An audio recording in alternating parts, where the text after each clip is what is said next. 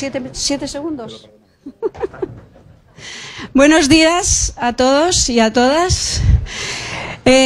Con un poquito de retraso porque me imagino que entre las toses que hay en Madrid, los taxis, el metro que no llega a Gran Vía y todas esas cosas, pues se nos ha complicado un poquito el día. Gracias por venir con todos esos inconvenientes y estar aquí hoy. Un año más. Y van 10.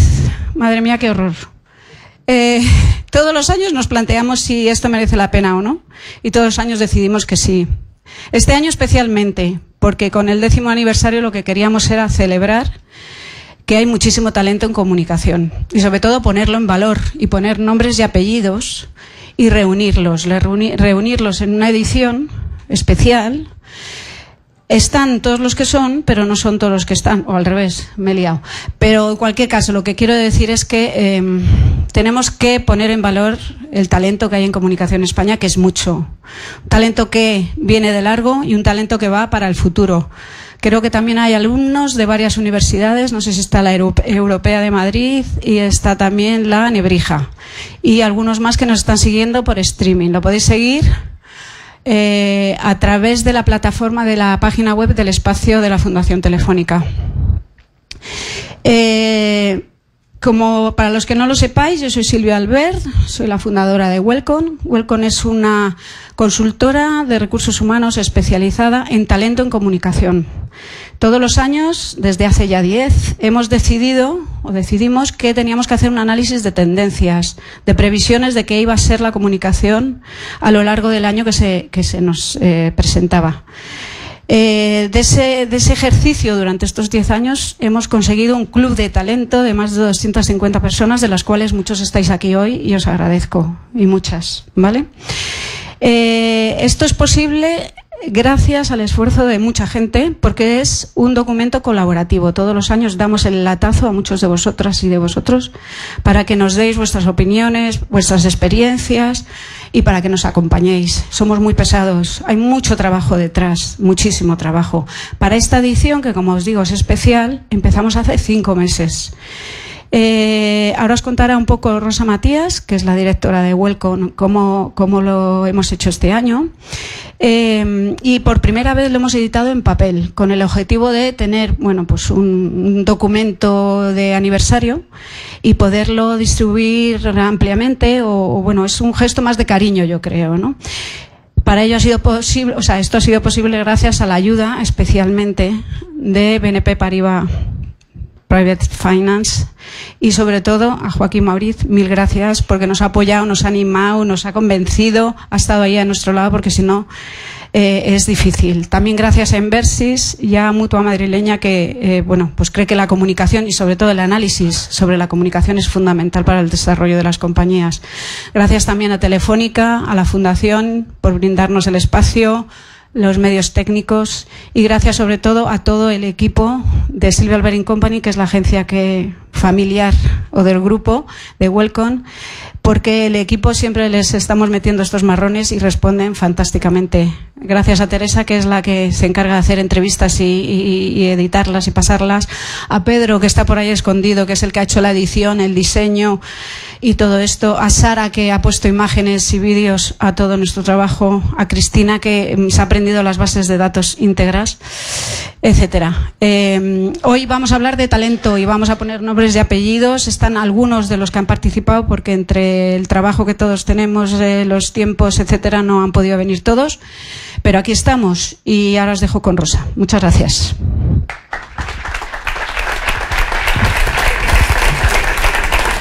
Bueno, pues bienvenidos otra vez. Yo me voy a situar en una esquinita. Me han dicho que me tengo que subir aquí para salir en el streaming, así que aquí estoy.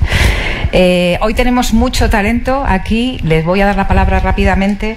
Sí que os contaré, como comentaba Silvia, que el informe este año está organizado en 3 apartados. El primero lo hemos denominado diálogos, y son 10 conversaciones entre profesionales de la comunicación que hacen un análisis de la realidad del sector en nuestro país. Me vais a permitir que cite todos sus nombres, porque creo que al talento hay que ponerle nombre y apellidos, y este es uno de los objetivos de esta edición de Perspectivas. Las protagonistas de esta edición en la parte de diálogos son Begoña Lices, directora general de Comunicación y Presidencia en Repsol, Arsenio Escolar, editor y director de Archiletras, aquí nos acompaña, Fernando Jáuregui, periodista y presidente de Educa 2020, Pilar Lladó, directora del Estudio de Comunicación, Antonio López, presidente de honor de DIRCOM, también nos acompaña hoy, Marisa Navas, presidenta de lainformación.com, José Luis Orihuela, profesor de Comunicación en la Universidad de Navarra, también hoy nos acompaña, José Luis Sanchís, presidente de honor de Torres y Carrera, lo tenemos hoy también con nosotros, José Manuel Velasco, presidente de la Global Alliance for Public Relations, sí, por favor, estupendo. Jordi Cifrá, profesor de Relaciones Públicas de la Universidad Pompeu Fabra, Chema Valenzuela, fundador de La Propagadora. En esta primera línea están otros autores que nos acompañan y con todos ellos vamos a intentar establecer un diálogo.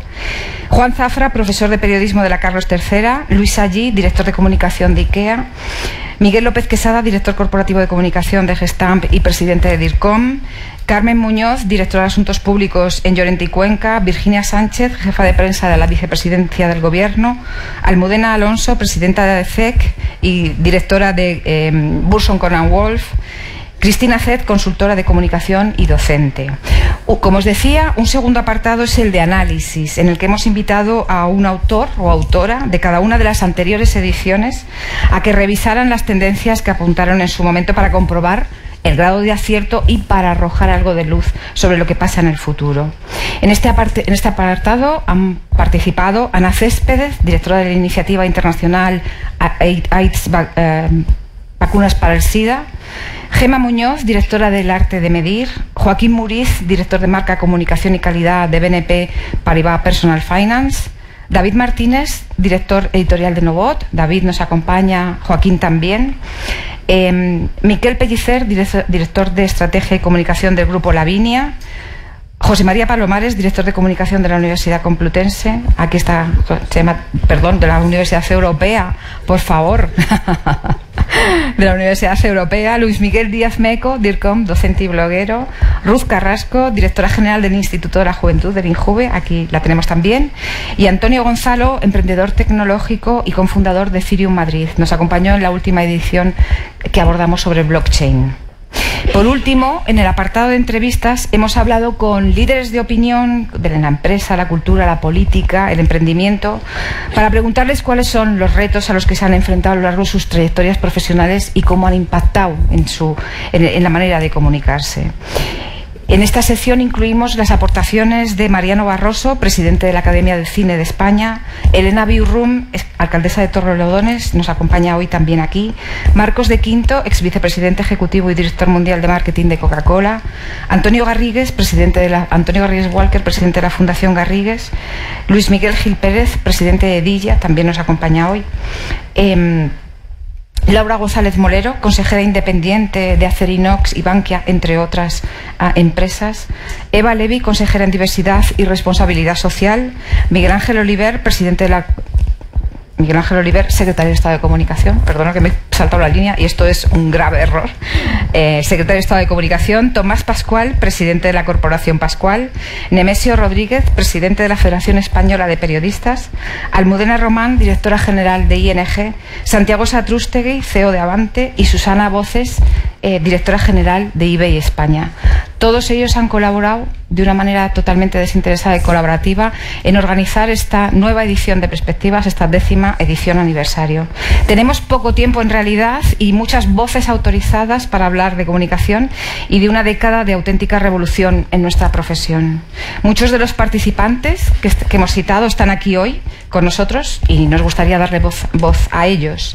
Así que hemos cambiado un poco el formato habitual y os propongo establecer un diálogo abierto, una fórmula un tanto disruptiva, pero eso es lo que venimos haciendo en estos últimos 10 años, intentar aportar novedades para que podamos participar en un diálogo abierto. Lo que os sugiero es que preguntemos, hablemos, conversemos entre todos. Los ponentes que están a mi lado en el estrado, forman parte de esta edición, ellos responderán, pero también pueden preguntar, de modo que hagamos este ejercicio de conversar. Yo me he preparado unas cuantas preguntas, obviamente, para que mientras que os las pensáis y empezamos a debatir, podamos comenzar a aprender cosas de los ponentes que hoy tenemos aquí. José Luis Orihuela, ¿qué promesas y amenazas crees que trae la tecnología y la comunicación? Bueno, muchísimas gracias. Gracias por la invitación. Fantástico lo de Welcome, de sumarse al 10 Years Challenge. Es el trending topic de esta semana, ¿no? Bueno, históricamente las tecnologías, no solamente de la información y la comunicación, sino todas las tecnologías, se han vendido socialmente bajo una promesa, ¿no? Te prometen cómo va a mejorar tu vida una lavadora, una tostadora, internet, un ordenador portátil, Alexa. Y junto a cada promesa hay después que nos apropiamos de la tecnología, que la adoptamos y que la hacemos parte de nuestro día a día. Descubrimos que hay impactos que van mucho más allá de la promesa. Hay impactos culturales. Las tecnologías, una vez que son adoptadas, transforman la cultura, es lo que decía McLuhan. Y aparecen amenazas que no veíamos cuando todo era promesa. Los dos principales que detecto en torno a las tecnologías de la información de la última década, especialmente, y muy en particular Internet y las redes sociales, son, en primer lugar, la conversación, ¿no? La conversación, desde el manifiesto Clutterine de abril del 99, fue la primera gran promesa de Internet. Un espacio de conversación que iba a facilitar el encuentro entre las empresas y sus clientes. El manifiesto Clutterine decía esto en su primera tesis, ¿no? Los mercados son conversaciones.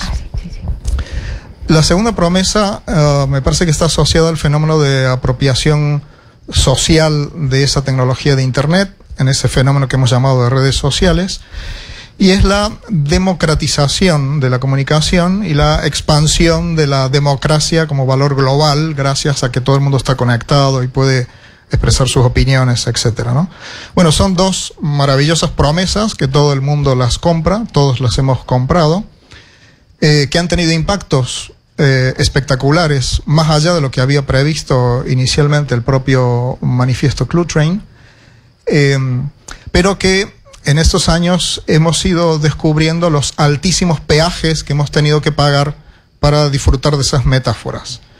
La amenaza asociada a la metáfora de la conversación es el fenómeno hater. O sea, no hay nada más opuesto a la conversación que el discurso del odio, que descalifica a los interlocutores sin entrar en sus argumentos, sencillamente por su nacionalidad, raza, sexo, lo que fuera, ¿no? Ese es un gran tema, un gran debate ahora mismo. Hay un movimiento internacional muy fuerte para volver a recuperar el espacio de Internet como lugar de conversación. El movimiento de palabras no hostiles que se inició en Trieste, en Italia. La gran amenaza de esa promesa de la expansión de la democracia es el fenómeno del espionaje global, sistemático y preventivo, revelado por Snowden, por ejemplo. El fenómeno de la intervención a través de bots y de brigadas de Internet en procesos electorales, como ocurrió en la elección de Donald Trump. Entonces, la falsificación del debate público, la falsificación de la democracia, la falsificación de las noticias, genéricamente envuelto en el fenómeno fake news. Esas serían las dos promesas y las dos amenazas que veo como más destacadas. Estupendo. Vamos, me parece que tiene sentido que ahora pregunte a Joaquín por su intervención, porque Joaquín Mouriz llama a las fake news paparruchas directamente. Apuestas por la coherencia y la transparencia para lograr credibilidad. ¿Tenemos que mostrar nuestros errores, las compañías, las organizaciones, las instituciones? Bueno, primero defender la palabra paparrucha, ¿no? Es etimológicamente muy española, pero que al fin y al cabo habla de lo mismo, ¿no? De la manipulación torticera de la información con intereses no claros, ¿no? Que es la perversión de la naturaleza misma de la comunicación o de la información. Para mí, lo he dicho por activa y por pasiva, estoy con el profesor, obviamente, es un peligro muy grande. En cuanto a los errores, las empresas no existen, son personas que trabajan día a día en un ambiente cultural concreto. Cometemos errores todos, cada día. Yo por lo menos cada día me levanto por la mañana y según desayuno ya me estoy metiendo la pata. Por lo tanto creo que la asunción del error unido a cómo solventarlo tiene que ser parte de la naturaleza de la cultura de una empresa. Sobre todo, además, en un contexto en el que si tú no pones encima de la mesa tu error, lo confiesas y lo solucionas, va a venir otro a hacer de eso un escarnio público. Por lo tanto, quizá muchos de los presentes me puedan llamar ingenuo, pero yo creo que esa es la línea en la que tenemos que trabajar, ¿no? La historia de la comunicación está llena de meteduras de pata que intentas tapar y al final se te vuelven en contra. Por lo tanto, yo creo que en la sencillez está la virtud. Muchísimas gracias, Joaquín. Ruth, tienes el micrófono en la mano. Vamos a ir de un lado a otro y espero vuestras preguntas impacientemente. Así que ir levantando la mano y os vamos a ir pasando el micro. No solo yo quiero hacer preguntas, quiero que participéis. Realmente me gustaría. Luz Carrasco dices, los que suelen hablar sin complejos suelen hablar sin decencia. La democracia se resiste y se resiente. La posverdad, los hechos alternativos ponen en riesgo nuestro sistema de convivencia. Sí, lo he escrito, ¿no? Pues sí. Desde luego para mí es una de las grandes amenazas las dos. ¿Qué ha dicho José Luis? Son las dos máximas preocupaciones. La de una Internet libre de odio, desde el rol nuevo que tengo de directora general del INJUVE en el Gobierno de España, es una de las que estamos impulsando en el Instituto de la Juventud en colaboración con múltiples colaboradores y desde luego las plataformas, desde Google a Facebook a todas las plataformas, porque pues, tenemos que caber todos en las redes sociales y porque todos somos personas y todas esas cosas nos hieren, y sobre todo cuando hablamos ya, que me preocupa mucho más, jóvenes y adolescentes o menores de edad, son cosas que bueno, hacen mucho daño a nivel personal.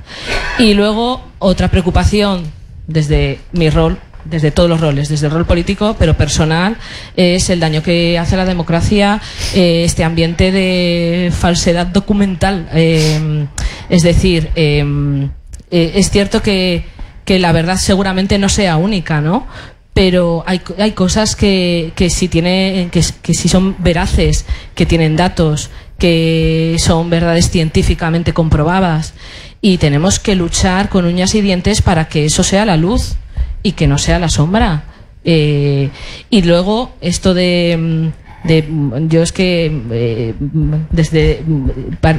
parece que no sea revolucionario, pero es que ahora mismo, como está el patio, creo que lo más revolucionario es ser moderado. Porque hablamos de construir, de tender puentes, de dialogar, de tener que escucharnos, claro, en un ambiente tóxico. Eso es muy complicado. Entonces, al final, ser moderado no significa dejar de ser ecuánime o de defender tus posturas de una manera fehaciente y firme, que yo lo hago. Pero puedo escuchar a los demás. También puedo ser capaz de decir que no tengo absolutamente toda la razón en todo lo que yo digo, pero lo digo pues porque tengo un bagaje cultural, unas ideas que yo quiero defender, pero estoy dispuesto a escuchar al interlocutor. Claro, pero aquí lo que sí que me parece importante es que partamos de un mismo lenguaje de una verdad. Si mi interlocutor, yo qué sé, pues es tierraplanista, no sé cómo me voy a poner de acuerdo con él. Eso es así. O sea, es como hablar, para mí va a ser hablar como una pared. Y también cuando una persona dice hablar sin complejos, y lo que habla es bueno, pues lo que he dicho, sin decencia muchas veces, ¿no? Que a veces se confunde. Hablar sin complejos es decir lo que yo estoy diciendo, lo que cualquiera de nosotros estamos diciendo, desde un ambiente, desde la libertad, desde el respeto absoluto, desde poder decir que cuando salga de esta charla, oye, pues a lo mejor he cambiado mi opinión en algo porque uno de los con los que ahora mismo estoy dialogando me ha hecho ver una cosa que yo no había visto. ¿Y qué pasa? No pasa nada, ¿no? No parece que ya no podemos ni rectificar ni de equivocarnos, y que tenemos que tener siempre la razón absoluta, y encima es que parece que hasta gritando, ¿no? Que parece que hablamos siempre con las mayúsculas en las redes sociales. Pues no. Y que quien grita más ni quien grita más fuerte tiene la razón en absoluto. Ahí dejo estas ideas. Supongo que ya empieza a surgir un cierto debate o una cierta polémica. Os animo a preguntar, Arsenio, hablando de palabras y de talento, porque este número se ha centrado sobre todo en cuatro cuestiones: el impacto de la tecnología en la profesión, en la comunicación, el futuro del periodismo, el necesario rearme moral y ético, y el talento en comunicación. Respecto al talento, Arsenio, tú dices una frase que me ha encantado. Creo que citas a alguien, que no es tuya, pero ahora nos cuentas. O te aclimatas o te aquilimueres. ¿Cuál crees? Es una de las frases de mayor éxito divulgadas por mí, pero no es mía, no, en absoluto es mía. Juancho se ríe porque cuando hicimos la entrevista dijo: no dejes de colocar tu frase preferida. Insistió y ante tal provocación no me dejaste más remedio que decirla. Yo creo que esconde, aparte de un juego de palabras ingenioso, esconde una verdad. Es cierto. Es decir, estamos en unos tiempos en que estamos obligados a una permanente trayectoria de aclimatación o de adaptación a un entorno cambiante, absolutamente cambiante, aceleradamente cambiante. Lo nuevo de nuestra época, todas las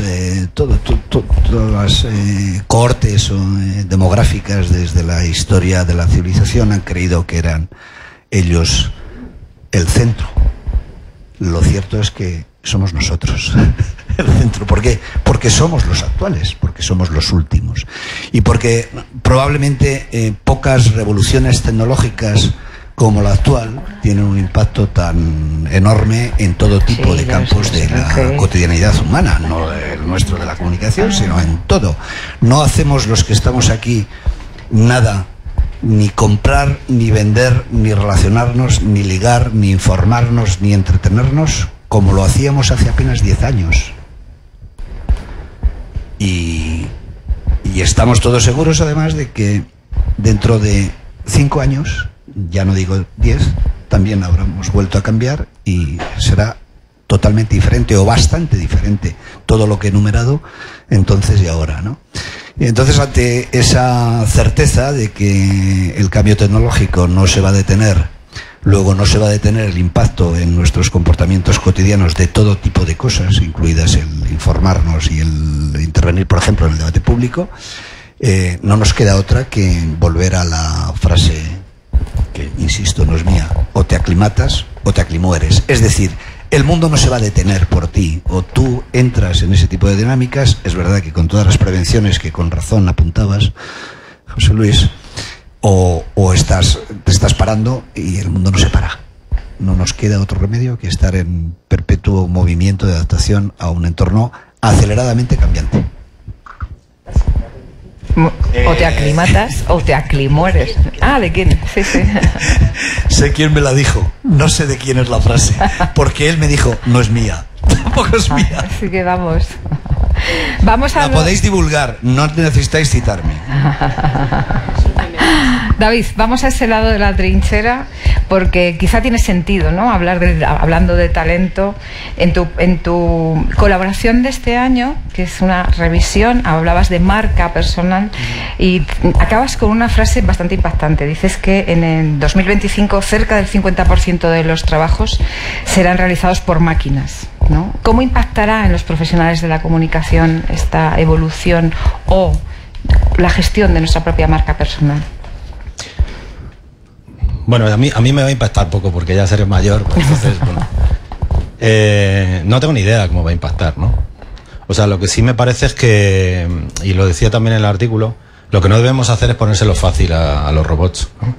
Entonces debemos intentar, aportar esa cosa que dice que tenemos los humanos, que tampoco se ve tanto, ¿no? Esto de la innovación, el ingenio, la creatividad. A mí, por ejemplo, antes hablabais, ¿no?, del peligro de los haters, del ruido en redes. A mí es que no, eso no me preocupa tanto. A mí me preocupa más el silencio. O sea, te quiero decir, ayer, por ejemplo, me compré un yogur de piña con jengibre. Perdonad la metáfora un poco absurda, pero yo es que pienso así. Para mí eso es como el hater de los yogures. Yo soy aficionado a los yogures de coco. Pero lo probé. Por cierto, está asqueroso, pica, no me gustó, pero prefiero que esté en la estantería, ¿sabes? Porque a lo mejor de ese yogur hater sale un yogur delicioso que hace que cambie mi gusto absurdo por los yogures de coco. Creo que soy el único que come yogures de coco, ¿no? En España. Entonces prefiero escuchar voces. A mí me preocupan más los silencios. Me preocupa, por ejemplo, la estandarización de los discursos. Escribía aquí en este artículo, y ayer escribía en Novot.com un artículo sobre esto, ¿no? Lo triste que es entrar en redes como LinkedIn, ¿no?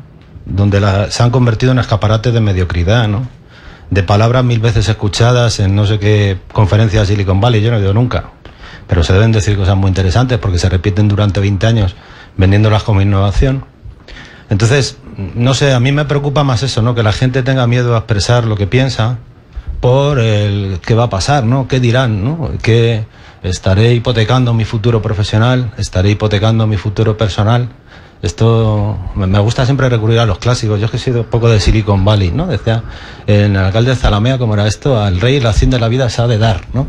Pero la honra, el honor es patrimonio del alma, y el alma solo de Dios. Aquí el alma de LinkedIn. Entonces, cuidado con lo que dices ahí, cuidado, porque es verdad que la honra, la huella digital ahora tiene un papel muy parecido a lo que era, me he ido mucho de tu pregunta, ¿no? Pero a lo que era la honra en el siglo de oro, ¿no? Que era una herramienta también de control social, ¿no? Ojo con esto que decía José Luis, ¿no? De la vigilancia constante, del espionaje, de que nos tengan siempre en lupa. Esto genera mucho miedo, pero casi más miedo que Facebook nos tenga bajo la lupa o no sé quién nos tenga bajo la lupa, es que nosotros nos tenemos en la lupa unos a otros, ¿no? Esto, el panóptico digital, ¿no? De paredes transparentes que dice el filósofo perdonad, que estoy hoy que no cito a Jobs ni nada, el filósofo germano-coreano, Han, ¿no? El panóptico digital. Eso me da miedo, ¿no? Que entre todos estemos construyendo precisamente en un momento en el que necesitamos apostar por las voces discordantes, por la innovación, por generar cosas nuevas, porque, como tú decías en la pregunta, que no se me ha olvidado, aunque no la he contestado, vienen los robots. Precisamente en ese momento estamos aplanando los discursos. Entonces yo, no sé, ante la duda, y por supuesto desbrozando lo que es odio, lo que son discursos completamente absurdos, terraplanistas o no sé qué, pero bueno, no hace tanto en este país hubo discursos que se consideraron muy radicales y que han servido para dinamizar, ¿no? Transformar, no sé si mejorar, eso cada uno tendrá su opinión. Por ejemplo, la democracia de este país, ¿no? Y en aquel entonces eran discursos que algunos catalogaban discursos de odio, discursos muy radicales, discursos peligrosos incluso, ¿no? Bueno, pues yo prefiero casi todo esto que el silencio y el bajar la cabeza y el someterte a esto que decía Unamuno. Perdonadme, estoy hoy es que no cito a ningún americano, ¿no? Pero decía Unamuno también esto, que hay gente que tiene tanto sentido común que no le queda espacio para sentido propio, ¿no? Pues estamos un poco en eso, estamos en el sentido común, en el sentido de decir lo que todos comparten y consideran como correcto, y se nos olvida tener sentido propio. Y ese sentido propio es desde el que, a mi punto de vista, es el que va a permitir que nos podamos defender ante esa oleada, ejércitos de robots que llegarán a los puestos de trabajo. Perdonad si he divagado un poco. Ha sido un placer escucharte. Y se me ocurre, a ver cómo lo hago, ligar tu respuesta y preguntarle a José Manuel Velasco si desde las organizaciones, desde las empresas, desde el rol del DIRCOM, estamos haciendo los mismos discursos, las mismas preguntas, las preguntas correctas para avanzar en este cambio de paradigma, en resolver algunos de los dilemas que nos planteamos, ¿no? Bien, en primer lugar lo que quería era felicitaros por la iniciativa. Yo he tenido la oportunidad de participar y me parece una iniciativa muy necesaria para arrojar luz sobre una profesión que necesita más luz que nunca en estos momentos, porque creo que estamos en algunas zonas de sombras, ¿no? En segundo lugar, decir a David que no es tan raro, yo también consumo yogures de coco, pero estoy convencido de que los robots no van a consumir yogures de coco, consumirán otro tipo de productos, ¿no? Y en relación a la pregunta, Rosa, cuando a mi hijo en la escuela, estas preguntas que hoy no harían, me preguntaban en qué trabaja tu padre, porque hoy tendrían que preguntar en qué trabaja tu padre y tu madre, pero me preguntaban solo en qué trabaja tu padre y no hace tantos años. Y pues si uno contestaba bombero, otro policía. Cuando llegó a mi hijo, dijo, pues no lo sé. Pero bueno, ¿tu padre qué hace? Y dice, pues mi padre, pues no se está todo el día hablando por teléfono. Pero ¿de qué habla por teléfono? Y dice, pues unos días de unas cosas y otros días de otras. Y le dijo, ¿tu padre no se dedicará a las telecomunicaciones? Y dice, sí, debe ser eso. Y entonces todo el EGB pasó con que su padre era ingeniero de telecomunicaciones. Es decir, él no sabía explicar, o yo no le había explicado a él bien, que probablemente ya está el problema, a qué me dedicaba. En el Global Communication Report, que es un estudio que hace la Universidad del Sur de California, el Anneman Center, que pasa por ser la facultad de comunicación más prestigiosa del mundo, en el del año pasado, no el de este año, el 87% de los profesionales de la comunicación a los que se preguntaba si el término relaciones públicas, que es como en el mundo anglosajón se entiende la comunicación, respondería dentro de 5 años o explicaría lo que están haciendo ahora, la respuesta es no. 87%, es decir, solo el 13% de los profesionales dicen que dentro de 5 años vamos a ser capaces de explicar a qué nos dedicamos. Por eso yo creo que la profesión en estos momentos está en un momento de reinvención. La digitalización, la confluencia entre las telecomunicaciones, los sistemas de información, que ha creado una crisis tremenda en los medios, pero no solo la crean los medios. Pensábamos que esto solo afectaba a los medios, también ha afectado de una forma radical a nuestra profesión, y nuestra profesión tiene que adaptarse a ese entorno y tiene que responder a las necesidades de ese entorno. Y creo que es un momento de redefinición, de saber a qué nos dedicamos. Y entre otras cosas, y ese es un empeño personal que tengo en la propia Global Alliance, ¿cuál es nuestro propósito como profesión? ¿Cuál es el propósito no dentro de las organizaciones, que está ligado al propósito de la organización, sino el propósito que debemos tener como profesión? Fenomenal. Pasar el micrófono porque como no me has contestado mucho, voy a ver si Almudena, que es la que te hizo la entrevista, es capaz de contestarme por qué las empresas, o si estamos cayendo de alguna manera en esa repetición de discursos, en el argumentario fijo, si eso nos permite conectar con la sociedad o no. ¿Cuál es el rol de la empresa en este mundo nuevo? Intentando retomar el pulso. Yo creo que va un poco en la línea de lo que decía David, esta tendencia a lo políticamente correcto, al discurso plano, a decir lo que se supone que se quiere escuchar. Entonces nadie quiere ser el primero que lance la primera piedra. Y además las empresas que lo hacen están acostumbradas a que les salga mal, o salgan escaldadas.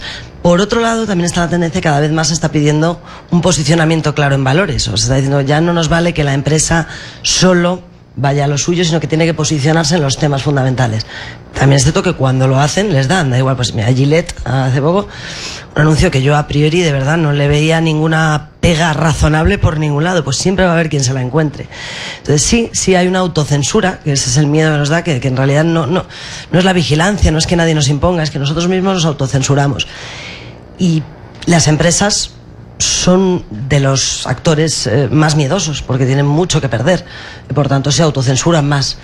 Y en cadena, y esto también nos echa una culpa, porque yo me dedico al mundo de las agencias, también nosotros empezamos a autocensurar y cada vez ofrecemos menos ideas disruptivas. Pues no, esto yo me ha pasado, no en Brains, pero ya después cuando viene el momento de ¿dónde vamos con esto? Nos estamos pasando de frenada.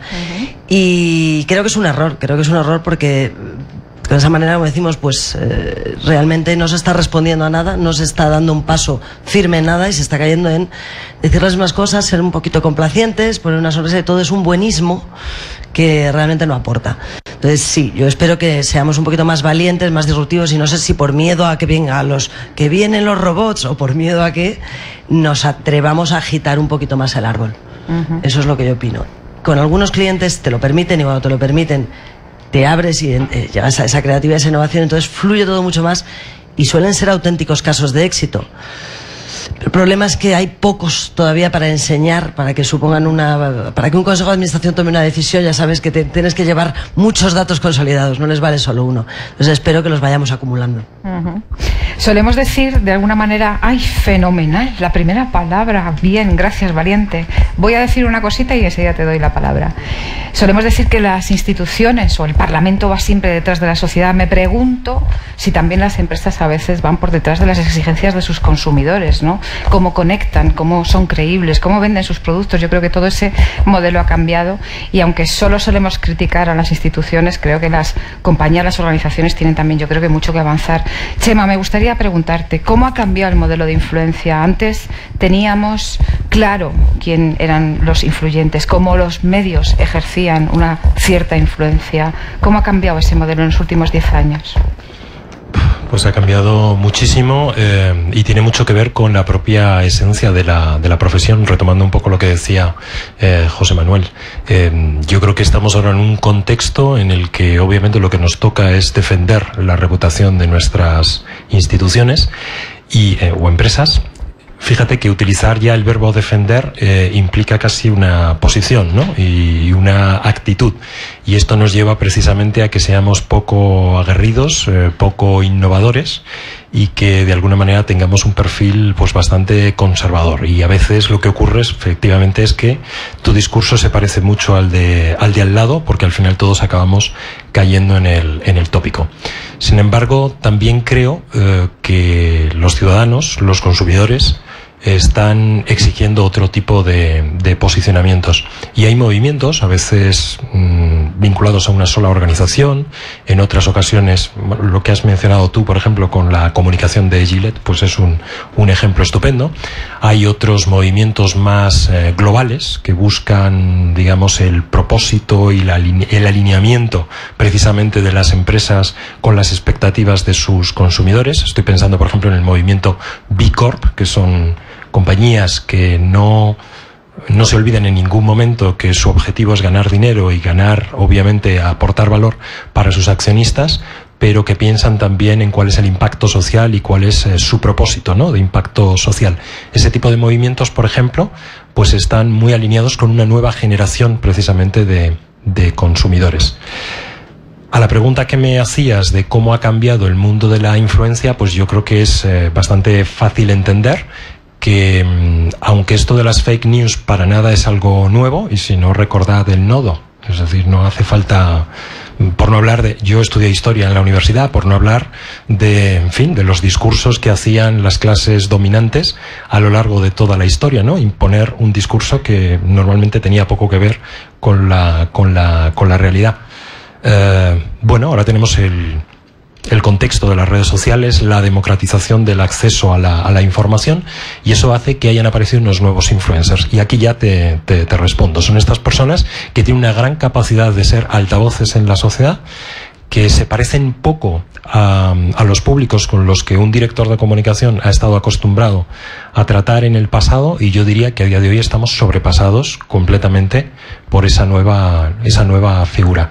Por eso yo, de alguna manera, intento ir a los contextos que entiendo un poco mejor o que creo que puedo atraer más a mi espacio, y reivindico, esto lo leí también en algún sitio, no sé exactamente de quién es la idea, ya también lo anticipo, reivindico el papel de los microinfluencers, ¿no? Es decir, de esa gente que tienes más cerca de ti, que tienen un plus de credibilidad, me refiero, cuando digo de ti, me refiero de la marca o de la institución, y trabajar mucho más precisamente en expandir tu influencia a través de esas personas que están genuinamente cerca de tu marca.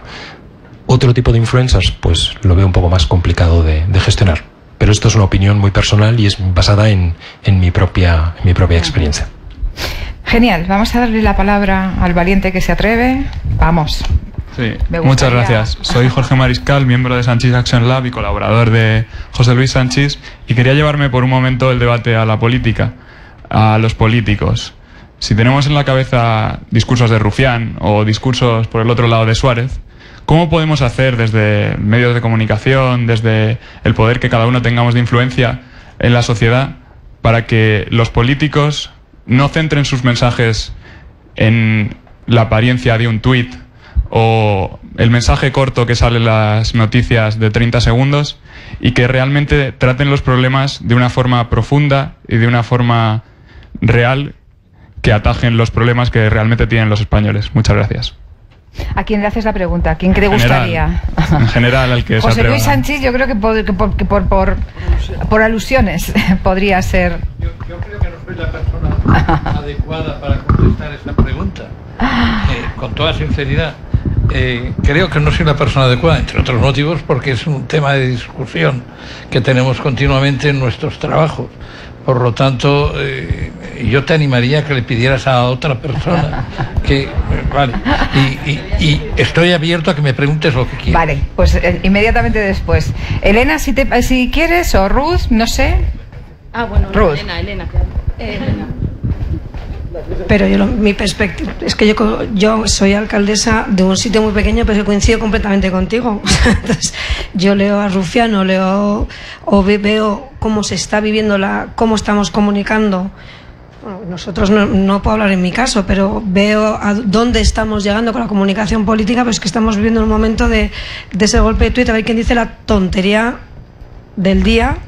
Y hay muchos días que son muchas tonterías seguidas, entonces yo también me lo pregunto como ciudadana a pie, porque yo no me dedico a la comunicación. O sea, en este caso en concreto, yo creo que es tal necesidad de revolución, de educación, de ética y valores de la ciudadanía en general, porque ahora mismo que estemos viviendo a golpe de tuit de unos o de otros, o borremos tweets que hemos escrito porque nos hemos hecho la foto con uno y vaya a ser que sea políticamente incorrecto que me vean que el día anterior había dicho que cómo me gustaba este hombre, pero ahora borro el Instagram, creo que era. Pues que creo que hace falta nos hace falta a todos, pero a todos los que estamos en política temporalmente, comunicación y el ciudadano a pie, una reflexión profunda de valores. Es que es una pregunta tan... Yo me gustaría que un experto en comunicación me dijera a mí. Vamos a pasarle a Almudena. ¿Tenía interés o ganas de aportar alguna reflexión? Se me ocurría precisamente la palabra que has dicho, ¿no? Temporalidad. Yo creo que por ahí va un poco el problema que yo veo siempre todo esto. Es el cortoplacismo en las miras, pues el saber que como mucho esto pase para 4 años, como mucho, que en algunos casos pues estamos pensando en 6 meses. Y creo que ese es el problema fundamental que hace que los discursos se aligeren, que los objetivos a corto plazo, las acciones se precipiten, se sea más superficial, y lo iba a llevar al mundo de comunicación. Iba a hacer... yo, pasando de lo político, iba a hacer un traspaso a lo mío, porque creo que esa situación se está también contagiando nuestro mundo de la comunicación. Antes, cuando en esto nos dedicábamos, siempre hablábamos de que esto son a largo plazo y estamos construyendo reputación, y hablábamos de los objetivos y todo el mundo entendía, y había quizás como una cierta paciencia, ¿no? Y nos decían, hombre, no, pues mínimo que en un año empezamos a ver los resultados. Esto se ha acabado, esto nunca más. Ahora hay un cortoplacismo en todo y las respuestas y los resultados se quieren inmediatos, y eso lleva a precipitar las acciones, a cambiar las prioridades, y a que muchas veces, pues eso, los planes de comunicación, a que haya una inconstancia, y tú observes que algo no es coherente. O sea, esta marca se comporta cada medio año de una manera, parece que tiene una esquizofrenia, y creo que, por desgracia, en lugar de modificar nosotros el comportamiento político que requeriría cambiar todos los ciclos y el sistema, no sé cómo se haría, estamos más bien contagiando el mundo de comunicación de ese fenómeno. La solución no la doy, sino que casi nos he deprimido más, ¿no?, con esta opinión. Ruth, adelante. Bueno, que me siento interpelada porque la pregunta es súper interesante, que incluso contagiándolo o impulsándolo, pero al final es que si es que somos presos de nuestro tiempo cada uno. O sea, esta es la verdad. Yo no tengo tampoco la solución, pero tampoco es una manera que yo creo que desde la política, y además es que claro, con la alcaldesa, porque desde lo municipal, desde abajo, es que se ven las cosas de otra manera. Hay que intentar comunicar con honestidad, con transparencia y no engañando a la gente. Si cumples esos requisitos, pues las cosas van a ser más difíciles en este entorno, pero van a ser más verdaderas. Y sobre todo la comunicación a golpe de tuit te dan los titulares, que es lo que buscan determinada gente. Ahí no significa que no haya un pozo de una reflexión, que seguramente en muchos casos la hay, pero estamos un poco presos del infoentertainment, de la espectacularidad de la política, y la política es, en realidad, como yo la entiendo, es una cosa totalmente totalmente contraria al espectáculo. Es muchísimo trabajo, es mucho apoyo de reflexión, es mucho diálogo, es mucho escuchar. Entonces, no sé qué decirte, que hay mucho ruido y mucho tweet, funciona el titular y funcionan los clics y podíamos enlazar esto con el clickbait y llevamos a la culpa la tienen los políticos, no estamos presos de nuestro tiempo. El otro día leía que alguien, y yo tampoco sé quién era, pero decía que tenemos los representantes que nos merecemos en esta época en la que nos ha tocado vivir. Cambiémoslo, pero lo tenemos que hacer entre todos. Si significamos unos comportamientos que no nos gustan y decimos, déjate de las chorradas del Twitter y dinos algo más consistente, pues bien. A veces hilando un poco con lo que dice David, para no ser todos homogéneos, un mensaje diferente puede llevar a una conversación distinta. Lo que pasa que a lo mejor las conversaciones que se están teniendo ahora son todos sobre lo mismo. No sé si puedo decir esto, pero lo voy a decir. Estoy harta de Cataluña y estoy harta de muchas cosas. Hay muchos problemas que le afectan a la gente que yo veo día a día, que estoy trabajando día a día y que me gustaría que tuviesen mucha más atención, ¿no? Entonces, entre todos, medios de comunicación, políticos, ciudadanía, nos vemos inmersos en que las agendas mediáticas, hay unos temas y otros temas pues se tocan mucho menos y al final todos terminamos a veces un poco hasta, no sé, como enfadados. José Luis. Jorge, ¿no? Dos ideas breves. La primera, Twitter no fue diseñado ni para los políticos ni para los periodistas. Y son las dos clases que más se han apropiado de la herramienta. A los políticos porque les permite desintermediar a los periodistas. Es más fácil tuitear declaraciones o paridas que presentarse ante una rueda de prensa. Y a los periodistas porque les evita salir de las redacciones, ¿no? Tienen a las fuentes.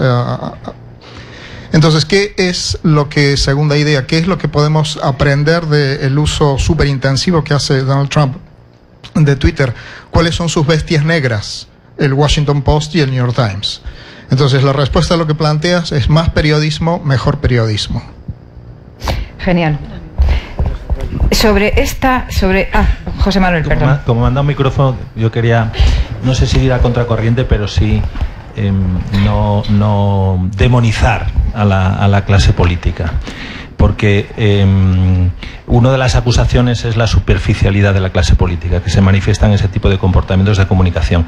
Pero no nos engañemos, tenemos la sociedad que tenemos, y si nosotros pensamos en nuestro entorno y hacemos el ejercicio de a ver qué 3 personas hay en mi entorno que yo les otorgue la categoría de personas profundas, pues me temo que nos va a costar un rato llegar a esa conclusión, ¿no? Y luego, los medios de comunicación, especialmente los medios de comunicación audiovisuales, no se nutren de personas profundas, se nutren más bien de otro tipo de perfiles, porque están en clave básica de entretenimiento. A mí me preocupa también que digamos que los políticos no nos representan, porque no es lo mismo no sentirnos representados por los políticos que no nos representen. Nos guste o no nos guste, nos representan. Y además toman decisiones que afectan, bueno, a los impuestos, a los hospitales, a la educación. O sea, toman decisiones que son muy trascendentales para nosotros. Por lo tanto, a mí esa separación del mundo de la política me preocupa. Por cierto, en esa separación, en esa brecha, están pescando todo tipo de movimientos que no quieren hacer política, quieren hacer otro tipo de o quieren hacer otro tipo de política con otros valores, ¿no? Yo creo que tenemos una responsabilidad de ayudar a mejorar la comunicación política, que creo que si tiene una pequeña diferencia con la comunicación empresarial es que tiene más rango, tiene más flexibilidad, digamos en sentido negativo, es decir, tiene más capacidad para estirar un poquito más las cosas. Como yo le escuché una vez a un consultor político conocido, en comunicación política no importa la verdad, importa lo que es verosímil, lo que es capaz de estirar para que la gente pueda llegar a creerse, ¿no? Yo creo que tenemos que ayudar a recuperar un poco la credibilidad y la confianza en los políticos, porque juegan un papel muy importante y pues son un elemento clave del sistema. Si hay un deterioro de la confianza ahí, se deteriora también para las empresas y también para los ciudadanos. En ese sentido, Laura, luego te doy la palabra, si te parece, Laura, pero hilando esto, Hablamos de la clase política, pero también los empresarios nos representan. Se está produciendo, ¿qué mecanismos de transparencia, ¿no? para conectar las empresas con la sociedad? Como consejera, estás un poco en ese debate. Creo que tenemos que pasarte un micrófono. Gracias. Yo creo que mi valoración personal, ¿no?, en toda esta reflexión, que está siendo muy interesante, es que yo creo que ha habido una dejación de responsabilidades de todas las personas, de los ciudadanos, de las instituciones, de los políticos, de los padres, de las familias, de absolutamente todo. Entonces yo creo que es muy fácil y tiene una tendencia y una capacidad sobrenatural. Todos estamos bien dotados para buscar culpables, ¿no? Para decir, los políticos no hacen su trabajo, los medios de comunicación son un horror, la docencia está por los suelos, y parcialmente generalizar siempre te lleva a conclusiones erróneas, ¿no? Vivimos en una sociedad cada vez más compleja, más volátil, en la que todos somos corresponsables de todo, pero es lo que menos nos gusta.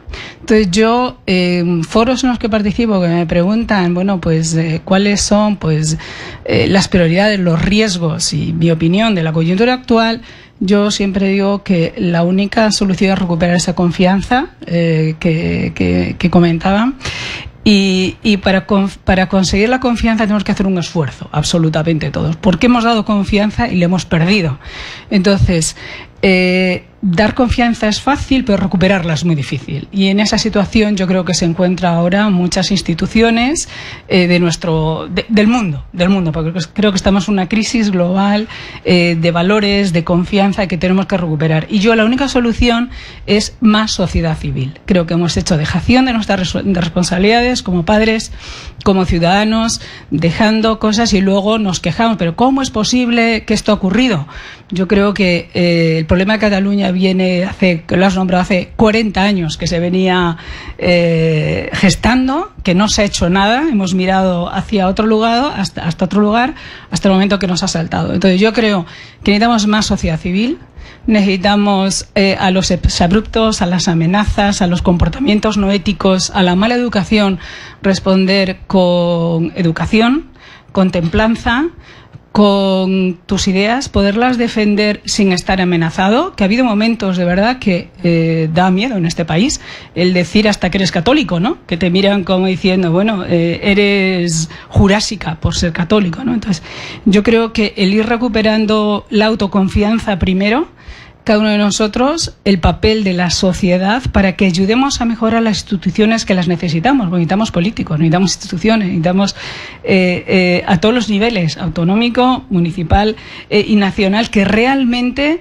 sean mucho más transparentes, estén basados en valores, que su discurso no sea cortoplacista, que se ha convertido, yo creo, que en el principal cáncer de nuestra sociedad. Todo es cortoplacista, pero ya no es un año, es 3 meses, cómo salvo la crisis de la semana que viene y cómo llego a marzo y luego mayo Dios dirá. Entonces yo creo que somos todos y cada uno de nosotros desde nuestra posición influenciando en nuestro entorno, desde en casa, social, nuestros trabajos, intentar una corresponsabilidad mayor y no hacer dejación de nuestras responsabilidades como ciudadanos. Chema, Valenzuela, luego doy la palabra a Francesc. Yo, ahondando bastante en lo que está diciendo, sobre todo la parte del cortoplacismo, yo creo que es uno de los grandes pecados que estamos cometiendo todos, y no solo en comunicación, sino en general. Y ligándolo a otros de los miedos que existen, yo creo que parte de lo que tenemos que hacer es acabar con la era de los robots. Y me explico. Tememos que vengan los robots a sustituirnos, pero es que ya somos robots y en la profesión está pasando, y es muy grave, pasa en nuestra profesión y pasa en la política, en la empresa. Somos hardware muchas veces de un software que han puesto otros. Ahora mismo en política y en comunicación hay muchísima gente que se dedica a mejorar las cifras de Twitter, Facebook, Google, LinkedIn, que no tienen por qué reflejar la realidad de lo que sucede, la realidad de lo que pensamos. Y no vamos más allá. O sea, tenemos la recompensa inmediata de mejorar unas cifras en un gran juego en el que estamos todos inmersos al mismo tiempo, y se nos ha olvidado que no estamos para eso, que estamos para tener cierta actitud crítica, que necesitamos dar intencionalidad al mensaje para que tenga los resultados. Y el resultado, la intención del mensaje no es un me gusta o un retweet, sino que suceda esto, que mi empresa vaya mejor, que la sociedad vaya mejor, que mi vecino me entienda, comprender qué me ha dicho aquel. Y hemos perdido de vista todo eso. O sea, gran parte de la profesión y gran parte de otras profesiones, porque otro de los grandes pecados que cometemos es pensar que somos súper importantes y que todo depende de nosotros, pero no, estamos interconectados con todo lo demás de un modo definitivo. Es eso, es darnos cuentas de verdad, o sea, hacer una reflexión de qué queremos hacer, para qué nos pagan, para qué trabajamos y qué aportamos a la sociedad. Si tu informe mensual lo que aporta es un número altísimo de impresiones, me gustas, likes y retweets, igual es que estás haciendo trabajo de otra empresa, no de la tuya, de otro partido, no del tuyo, y no de la sociedad en la que vives, sino de otra gente. Súper interesante, David. Un momento, voy a dar la palabra a Francesc Grau. Él fue autor de Perspectivas también, participó en una de las primeras ediciones, un experto en Twitter, por cierto, y además ahora emprendedor tecnológico. Adelante, Francesc. Gracias, Rosa. Gracias por el esfuerzo que hacéis en catalizar un poco el sector. Yo solo quería poner un poco de acento en un tema, y es que si hoy podemos oír en un evento como este una frase que me ha llegado al corazón, que es que tenemos que velar por el honor de las compañías, es gracias a que hace unos 13-14 años hubo un salto que puso un antes y un después en la comunicación, y fue la entrada de la web 2.0, algo que solo esto tiene 10 años y empezó por dar voz a todo el mundo, cuando en ese momento solo tenían voz pues el establishment de algunas empresas, algunos periódicos, algunos deportistas, gente que lo tenía más o menos merecido, pero la web 2.0 lo que consiguió fue dar voz a todo aquel que quisiera tenerla, a través de un blog en ese momento. Luego salieron los Twitter, salieron los Instagrams, Facebooks y todo lo que hoy conocemos, ¿no? Que hoy alguien pueda decir, ostras, es que tenemos que velar por el honor de nuestra empresa. Una de las ideas iniciales también, creo que fue José Luis quien la dijo, es, para mí es uno de los mayores retos que tiene la comunicación a día de hoy, es poder garantizar, digamos, la identidad digital de quien dice las cosas. Poca gente de buen hacer saldría a la calle y empezaría a gritar lo mismo que grita en algunas redes sociales. Si lo hace es porque se escuda detrás de un escudo digital. Si este escudo digital tuviera nombre y apellidos y todo el mundo supiera quién es la persona, muy probablemente el ruido que tenemos hoy bajaría en más de la mitad, seguramente. Superado este reto, y creo que con el blockchain pues hay una tecnología ya presente. Sí que es verdad que hace más de 5 o 6 años también que se habla de blockchain, y justo ahora pues parece que saca un poco la cabeza. Pero creo que tenemos encima ya una tecnología que nos permitirá identificar a los actores, a estas voces que hoy tiene cualquier persona que la quiere ejercitar, y con esto pues habrá un mejor futuro también para nuestro propio sector, que sí que también recojo las palabras de que quizá falte un poco de debate de hacia dónde queremos llegar con nuestro sector, ¿no? Pero bueno, gracias por la voz también aquí. David, ¿habías pedido la palabra? Sí. Perdón. Sí, ya sé lo que iba a decir, perdona. Voy a defender otra vez lo del ruido, pero es que los 80 y el tecno me destrozó la cabeza, entonces estoy aquí. Y no entiendo mucho tampoco esta idea idílica, ¿no? Pre-redes sociales de políticos ejemplares y ciudadanía informada. ¿Cuándo se ha producido eso?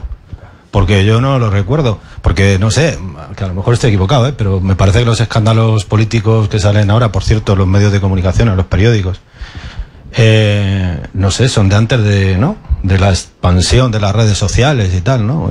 Las mentiras, estas fake news, que ahora, por supuesto, tienen unos altavoces quizá más grandes, pero no sé, ¿cuándo nos ha producido eso? No, yo no lo recuerdo. Arsenio, que tú has estado ahí en primera línea informativa, a lo mejor tu relación siempre con los políticos ha sido de honestidad brutal, ¿no? Como decía Calamaro.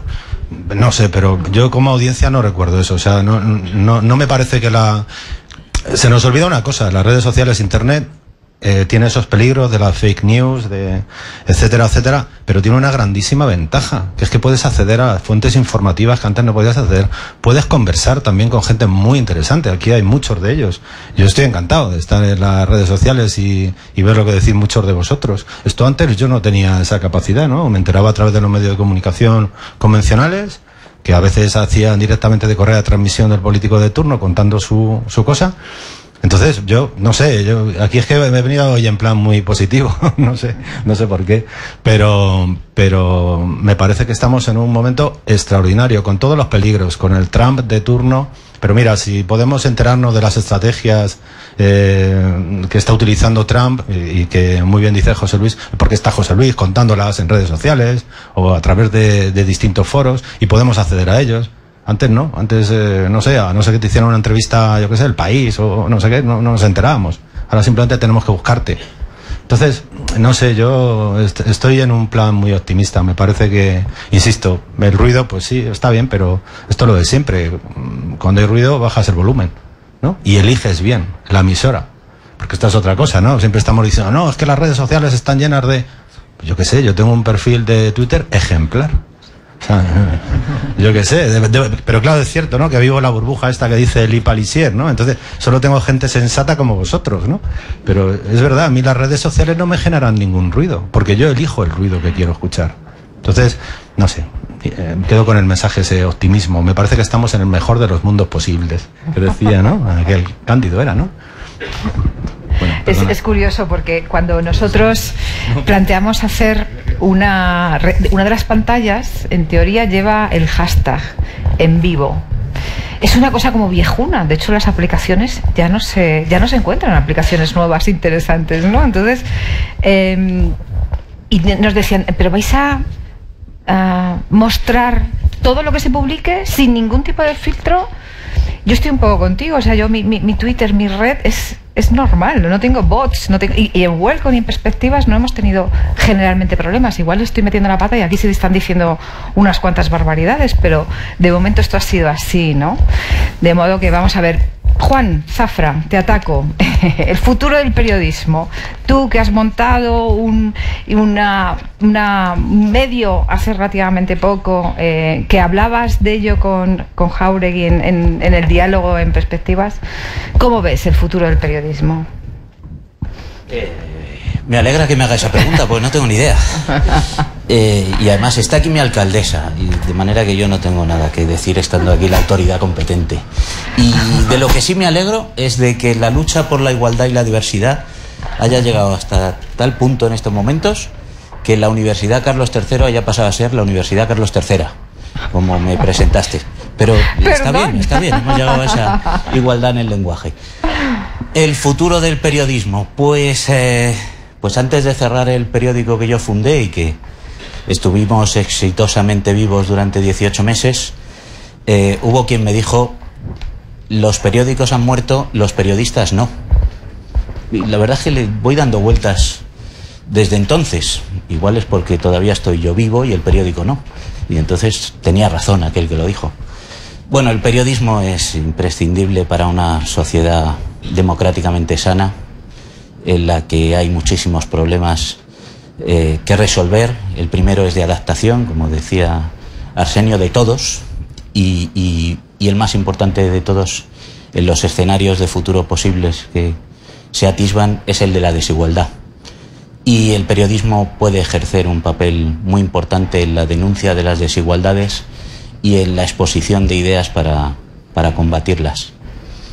Y dicho esto, pues hay que arreglar muchas prácticas del periodismo actual que lo han desviado del que venía siendo un periodismo tradicional y desde luego del periodismo que se puede exigir y que tiene que ver con lo que se viene hablando de las redes sociales y los fenómenos relacionados con los automatismos o los algoritmos, como se dice así de manera más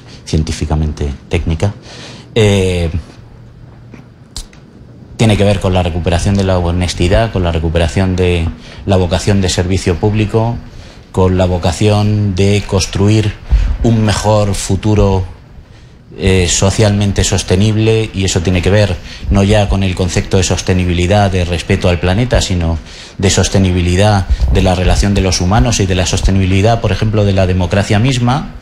Y por tanto el futuro del periodismo creo que tiene que ver con eso, con recuperación de la honestidad del servicio público, de decir las cosas como son y no como se imponen, y con un ejercicio de autocrítica permanente y de reinvención permanente. Muchas gracias, Juan. Aprovecho un inciso para lamentar profundamente lo que está sucediendo con el secuestro de estos 3 periodistas de EFE. No sé si el tema ha evolucionado. En todo caso, demuestra que el periodismo sigue siendo necesario, claramente necesario. Y bueno, vamos a ver cómo evoluciona, pero quería hacer este pequeño inciso. Me gustaría... Luis Miguel, te has ido muy lejos. No sé por qué te has puesto ahí en esa última fila. Digo, no sé si es que nos ha abandonado en algún momento, pero Luis Miguel hace una aportación muy interesante sobre uno de los temas de los que estamos tratando también, y es que la ética parece que se ha vuelto a poner de moda. No sé cómo justificas, ¿no?, en este debate, cómo lo abordas en tu aportación. Esperemos que no solo sea una moda, sino que sea, digamos, una tendencia que se quede con nosotros muchos años. Yo trabajo en la función pública, soy periodista de formación, o sea que me pilla un poco todos los debates que hemos comentado anteriormente, y esa ha sido quizá, desde mi punto de vista, una de las grandes carencias que ha tenido el mundo de la comunicación en particular y el de la ciudadanía en general, que hemos digamos, dejado de lado algunas de nuestras obligaciones como personas y como ciudadanos, y es necesario arraigar esos vínculos éticos en cada cosa que hacemos, pero no solo para mejorar la comunicación en concreto, sino para mejorar como personas y para mejorar como sociedades. En mi relación diaria con los políticos, pues veo que a veces, un poco lo que se ha comentado en el debate, estamos demasiado centrados en lo que es el interés personal y en el corto plazo, básicamente en las próximas elecciones, y no nos centramos un poco en establecer una estrategia que lo que haga sea fomentar la calidad de vida de los ciudadanos, de hacer reformas estructurales. Hay que ser más valientes en todos los ámbitos, porque al final, si no optamos por esas actitudes ante la vida, realmente nuestro paso por la política, por la comunicación, por cualquiera de los ámbitos laborales en los que nos encontremos, pues va a ser realmente muy limitada. Entonces, hablábamos de la tecnología.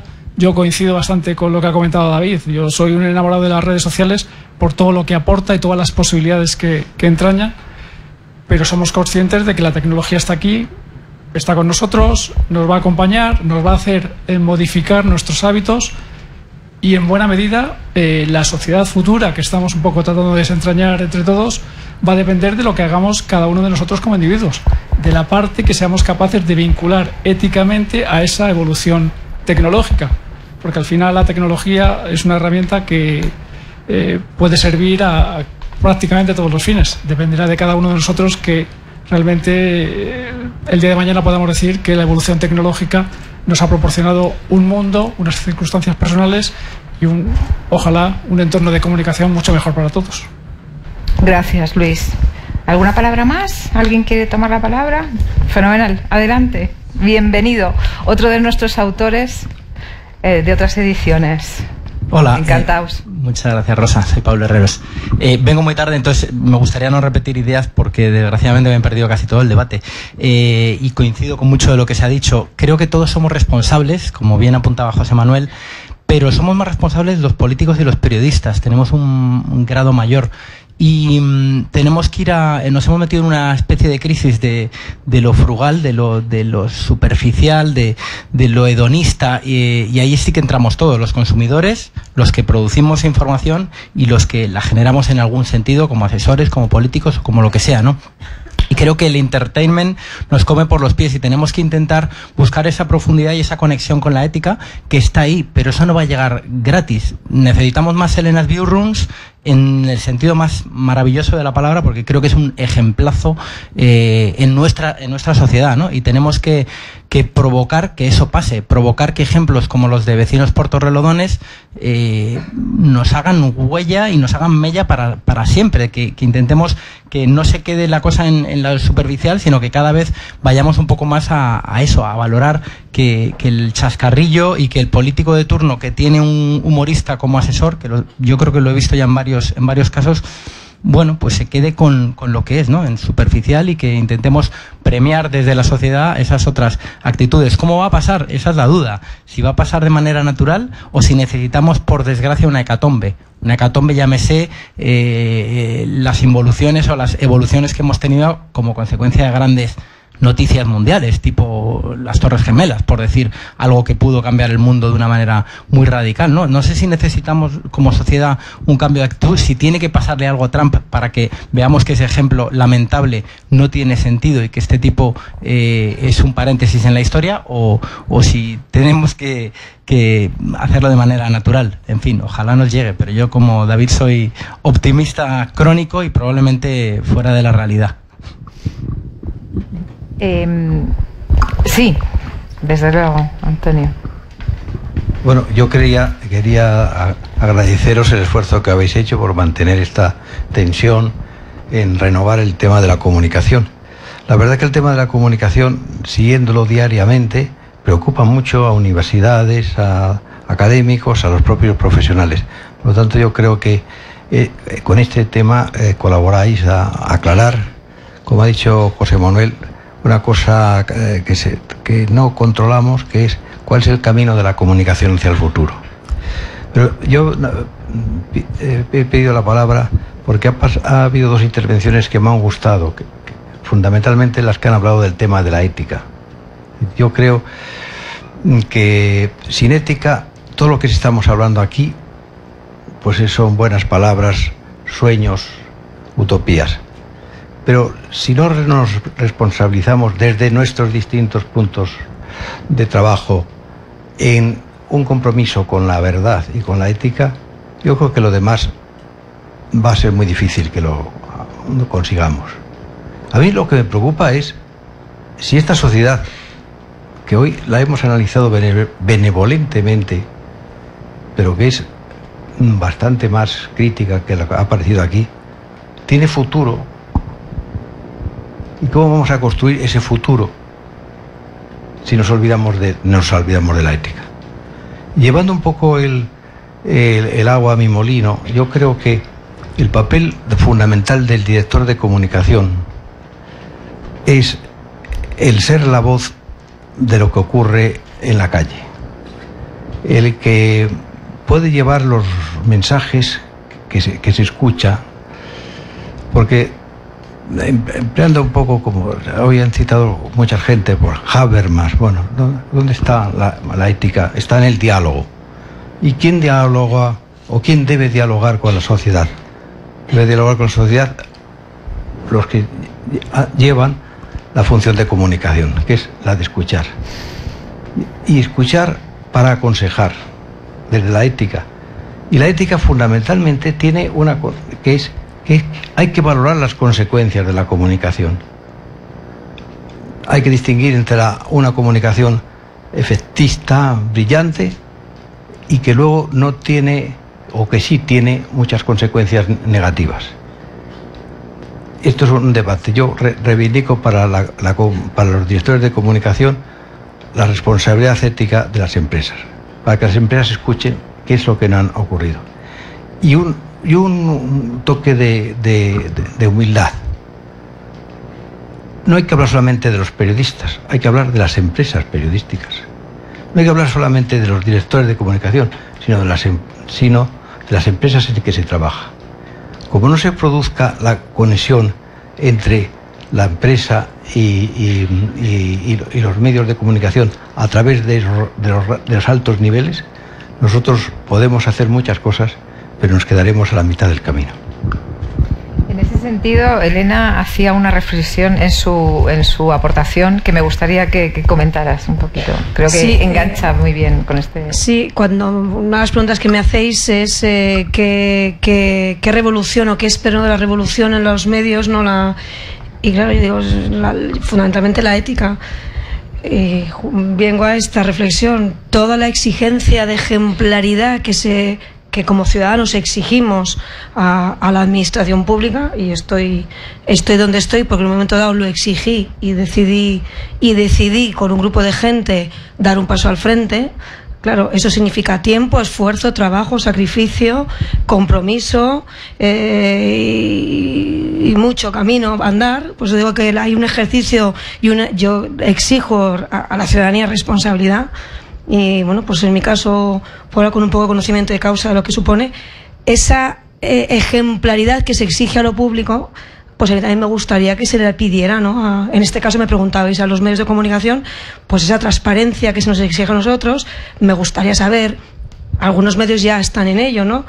Quién contrata, quién no contrata, qué vetos tienen, con quién comercian, con quién no, a quién dejan entrar, a quién no dejan.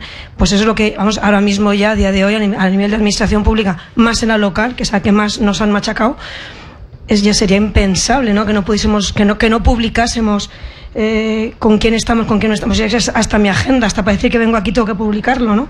Pues eso, que me parece muy bien. Pero me parecería igual de bien si se exigiese a otro sector, ¿no? A otros sectores. Y el RSC de empresas, y en este caso medios de comunicación, me parece que es fundamental. Porque al final me preguntabais, ¿no? Porque son generadores de opinión, por supuesto. Pero para mí la revolución que pido es la ética en los medios. La misma que se pide a lo público. Y que por supuesto suscribo y ratifico. Y que tiene mucha mejoría. Pero eso por supuesto. Adelante. Una ligera reflexión casi al final, con vuestro permiso, al hilo de lo que estás diciendo. Y es una autocrítica a mi oficio, al de periodista.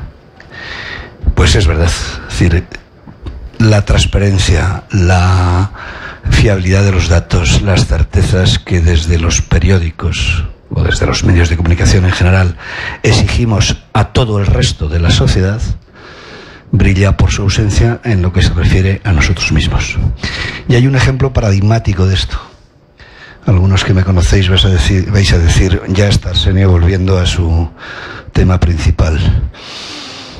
Hay un tema que vincula la administración pública y los medios de comunicación, que es la publicidad institucional. Bien. Los periódicos, las revistas, las radios, las televisiones, que nos hartamos con razón de pedir en nuestros editoriales, en nuestros columnistas, en nuestras informaciones, que todo el dinero público sea fiscalizado y se sepa de dónde sale y por qué procedimiento acaba en qué manos, se lo aplicamos a todo salvo a lo nuestro, a la publicidad institucional. Cuando hace ya 12 años yo soy presidente, aparte de que he dirigido periódicos, todo eso, soy presidente de la mayor asociación de editores de prensa que hay en España. No la conoce casi nadie, porque no están los grandes medios, están, digamos, los medios emergentes, todos los digitales nativos, más muchos tradicionales, pero de pequeño formato, digamos, pues no diarios, revistas de periodicidad más larga. Cuando os recordaréis algunos la primera ley de transparencia que tuvimos, que la hace el gobierno Rajoy en sus primeros meses, yo me fui como presidente de esta asociación de editores a visitar a todos los partidos políticos, a todos los grupos parlamentarios y a las asociaciones del sector, a las asociaciones de la prensa, de periodistas, metidos en una cruzada que era que el dinero público de la publicidad institucional fuera transparente, es decir, que se supiera cuánto dinero salía de cada ministerio, de cada alcaldía, de cada diputación, de cada comunidad autónoma, detalle a detalle, céntimo a céntimo, y dónde acababa. No hubo manera. Nadie quiso. Nadie quiso. Ni los periodistas, ni las asociaciones de periodistas, ni el resto de los editores, ni los partidos políticos. Y estamos hablando de cantidades que ahora no son muy relevantes, porque después de la crisis se recortó mucho, Y sin embargo, antes de la crisis, pues eran muy relevantes. Solo la Administración General del Estado, es decir, los ministerios, gastaba 300 y pico millones de euros en publicidad institucional, que no se sabía dónde acababan. No se sabe dónde acababan. Yo he propuesto en debates públicos que los medios tuviéramos el compromiso de, periódicamente, cada cierto tiempo, decir, de mis ingresos, esto viene de tal sitio, esto de tal sitio, esto de tal sitio, esto de tal sitio. No hay manera. O por lo menos aquello que viniera del erario público. No hay manera. Entonces, os doy la razón. Y va también en algo que apuntabas tú, ¿no? Todo lo que pedimos desde los medios de ejemplaridad y de ética, Antonio, tenemos que empezar pidiéndonos a nosotros mismos. No solo los periodistas, los propietarios de los medios y los que están detrás de los propietarios de los medios y los que en el otro lado, desde la política, están enchufando dinero público a esos medios. Es algo fundamental. Es decir, si no ganamos esa credibilidad, ¿qué demonios hacemos? ¿Cuál es nuestro papel? No podemos ponernos por encima del debate como si nosotros fuéramos seres inmaculados y al mismo tiempo estar exigiendo, con razón, insisto, que ha habido una UTE que se ha retrasado las obras no sé dónde y ha habido un reformado y no sé qué, y que queremos saber quién son las empresas contratantes, con razón, insisto. No pasa nada. Yo propuse en esa ronda que os contaba y acabó, que el dinero de la publicidad institucional de todas las instituciones públicas, todas, hasta la más pequeña alcaldía, se publicara, se hiciera público periódicamente cuánto dinero habían gastado o invertido o empleado en publicidad institucional y a qué medio concreto, uno por uno, había acabado cada céntimo. Nadie me apoyó. Y ahí seguimos. Gracias, Arsenio. Hay una reflexión, creo que viene al hilo de tu propio argumento, y antes que me comentaba, hay que hablar más de comunicación empresarial, Almudena. Y digo yo, ¿es ético que las empresas financien contenidos a los medios? ¿Es ético que utilizamos esta palabra tan chula que es el branded content para colar o colocar las informaciones que por su interés igual no están funcionando? A ver, yo creo que hay diferentes modelos y que dentro del llamado branded content lo hay de calidad, como en todo, como en el periodismo, lo hay de calidad y lo hay de clickbaiting yo he visto grandísimos ejemplos. O sea, recuerdo un reportaje sobre el tema de prisiones. O sea, estaba pagado por Orange is the New Black. No recuerdo ahora si era en el New York Times, efectivamente. Joder, un articulazo, ¿no? Es un branded content, pero ¿cuál es el problema? Si eso está claramente especificado, es un contenido de calidad y es interesante para el lector. El problema es cuando ni es claro, está semioculto, no sabes muy bien lo que estás leyendo, si es o no es, y encima es algo que no aporta absolutamente. Yo creo que como en todo es la relevancia del contenido. Yo creo que si es lícito, me parece que sí, que hay que buscar vías alternativas, y creo que esa vía es bastante mejor que la vía de la publicidad que te persigue hasta la saciedad y que tienes que ir intentando cerrando el pop-up por la ventana. Yo creo que el contenido es el futuro, y lo que va siendo cada vez más y más irrelevante es la publicidad push y agresiva que el consumidor no quiere. Yo no le veo ningún problema en el momento en el que esté, como decimos, reconocido, declarado y transparente de cara al usuario. David, adelante. A ver, que hemos perdido de nuevo el micrófono. No, yo es que estoy completamente de acuerdo con esto. Que yo siempre digo lo mismo, ¿no? Que prefiero publicidad encubierta que encubierta, ¿no? O sea, siempre y cuando esté todo claro, pues fenomenal, no pasa nada. Ahora es que le ponemos nombres en inglés, ¿no? A lo que era el publireportaje, ¿no? Esto del branded content, o a lo mejor es que me equivoco y ahora es una cosa muy novedosa. Pero esto es más viejo que, ¿no? De manera intermedia se llama remitido. Ah, bueno. Remitido. Sí, sí. Para lo que no lo habéis escuchado. Sí, remitido. Las lenguas evolucionan, la nuestra, y el eufemismo. Sí. Estamos del publireportaje clásico, que a mí me parece, a la pregunta, totalmente correcto, pero que se sepa. Claro. O sea, que diga, pues esto está patrocinado por, o remitido por... Claro, es que antes se ponía era el puro remitido. reportaje toda la vida. Ahora yo creo que le ponemos nombre en inglés porque como nunca se nos han dado bien los idiomas, pero la gente no se entere, ¿no? Bueno, es el eufemismo, pero ya te pasas a otro idioma para disimular un poco más. Pero que no sé qué mala conciencia hay ahí, porque realmente es un formato publicitario estandarizado de toda la vida. Yo lo que sí creo, y aquí voy yo a mi libro, como decías tú con el tuyo, yo creo que es el momento, precisamente gracias a Internet y las redes sociales, de que tantas voces que hay, que también las empresas tengan voz y creen sus propios medios, como por ejemplo estamos haciendo nosotros en Orange, en novot.com. Es un medio de información sobre innovación que pertenece a Orange. Yo creo que está bien también que las empresas compitan, porque siempre hay una cosa muy rara con este tema, ¿no? Que dicen, no, pero las empresas no pueden competir con los medios, como si los medios no fueran empresas. No sé, o que son ONGs. Entonces, yo lo que sí creo, más allá del branding content, en donde las empresas utilizan los medios, ¿no? Para, bueno, porque les aportan varias cosas, les aportan sobre todo audiencia, pero también prestigio, credibilidad, los mensajes. Yo creo que también las empresas tienen la suficiente credibilidad, o se la deben haber ganado, como para tener su propia voz. Y para eso están las redes sociales y está Internet y estas cosas que demonizamos diciendo, qué ruido, qué ruido, qué ruido.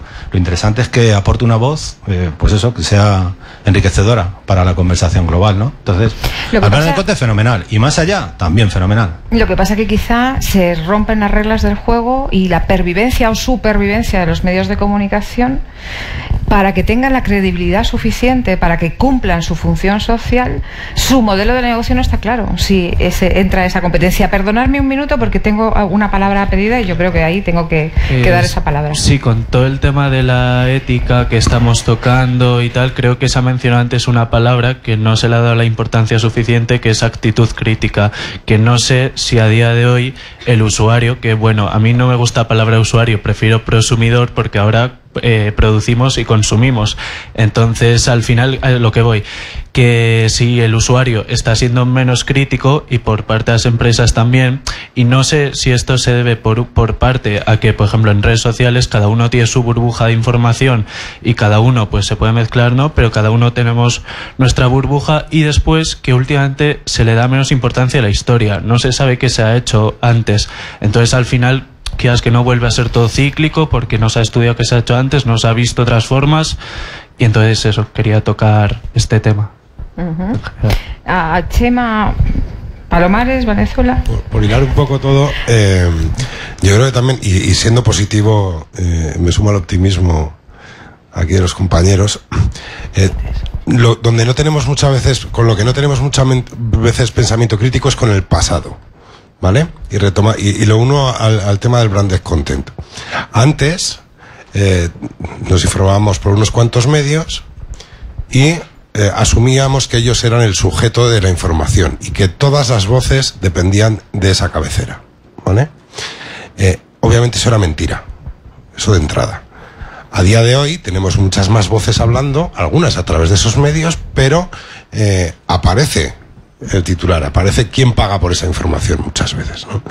Si hacemos un corte hilando con lo que decía Arsenio, antes de 2008, 2009, y no me refiero a publicidad institucional, me refiero a publicidad de empresas, los acuerdos institucionales de empresas con medios eran fácilmente, y lo digo a voleo y me quedaré súper corto, 4 o 5 veces mayores que hoy. Y no tenían, o más, bueno, y no lo veíamos reflejado en ningún lado, porque los espacios publicitarios eran los que había, los mismos que hay ahora. ¿A dónde iba ese dinero? ¿Qué mantenía la industria? A día de hoy se paga mucho menos y la presencia es mucho mayor, pero con nombre y apellidos. Se sabe quién firma la noticia. Yo creo éticamente, que a veces pensamos que venimos de un paraíso, veníamos de una situación bastante complicada. Bastante complicada. Y yo creo que en los últimos 10 años hemos mejorado muchísimo, pero muchísimo. Y el que se sumen voces no hace más que aportar riqueza en ese sentido. A veces también pensamos que los periodistas somos una clase especial y alguien tiene que mantenernos porque sí. No, los periodistas comemos porque hay clientes y empresas que nos pagan. Punto. Tal cual. Y tenemos que ejercer una responsabilidad dentro de ese margen. y tenemos que ejercerla, y se puede ejercer. Y yo creo que tenemos que ser optimistas en el sentido de que hemos avanzado, hemos mejorado muchísimo. Yo conozco gabinetes de comunicación de empresas grandes por dentro, os aseguro que están mejor ahora que hace 5 años. O sea, no nos engañemos. Pablo.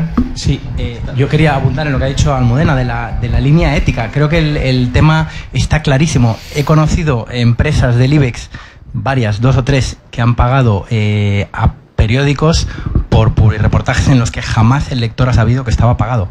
Lo sé en casos en los que lo he visto desde dentro.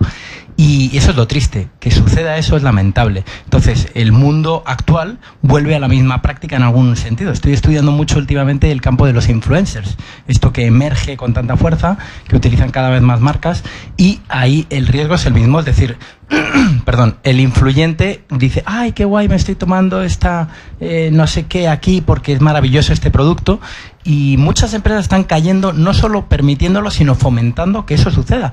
Y estoy viendo mucho cómo instituciones en Estados Unidos, la Federal Trade Commission, y en Reino Unido, no me acuerdo cómo se llama, otro organismo, han empezado ya diciendo, se acabó, señores, la regla es clarísima. Si el lector de esa información sabe que hay una marca detrás, basta. Si no lo sabe, hay un engaño y no lo vamos a permitir. En Reino Unido han dado un toque serio, me parece que hace un mes aproximadamente, no me acuerdo ahora del caso, pero lo tengo reciente, y en Estados Unidos han dado un toque súper potente. Han dicho, en el caso de los vestidos, recordaréis algunos, aquella marca de vestidos Lord y Taylor, me parece que se llamaba, ¿perdón?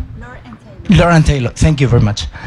Lord & Taylor, que contrataron a 50 influencers para todas se pusieron el mismo vestido durante un periodo de 3 días, todas a la vez y casualmente. Entonces la Federal Trade Commission dijo, esto ha pasado una vez, no va a volver a pasar. Si una empresa incurre en algo mismo, no esta, no lo vamos a permitir. Entonces creo que esas normas tienen que emerger en España con organismos potentes, y cuando digo organismos potentes, que tengan la ética por bandera. Y creo que he hecho una crítica velada sin citar a alguno de los organismos que quizá no tienen la ética por bandera. Un apunte en esa línea. Las cosas han mejorado, pero los convenios siguen existiendo, ¿eh? Explícate, que nos has dejado, José Manuel, como un poco... Yo creo que en este ámbito todo el mundo sabe lo que son los convenios, ¿no? Los convenios los llaman convenios, acuerdos editoriales. Bueno, son cajones desastre donde determinadas empresas o marcas dan un dinero a los medios, y los medios pues lo usan ese dinero para lo que tengan que usarlo, para pagar las nóminas de los periodistas, por ejemplo. Pásale el micrófono, por favor, a José Luis, que le ha pedido la palabra.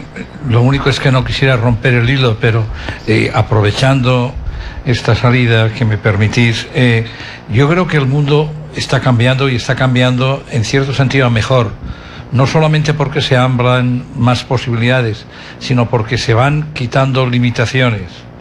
Yo pienso que todos los conceptos que estamos manejando nosotros deberíamos tener en cuenta que, según dice Soros, es imprescindible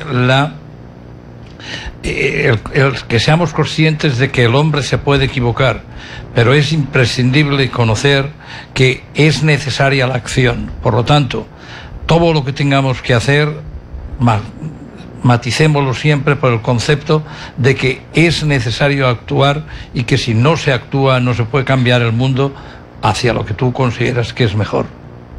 Muchas gracias, José Luis. Quiero aprovechar la presencia tardía, pero presencia al fin y al cabo, de Luisa allí. Sí.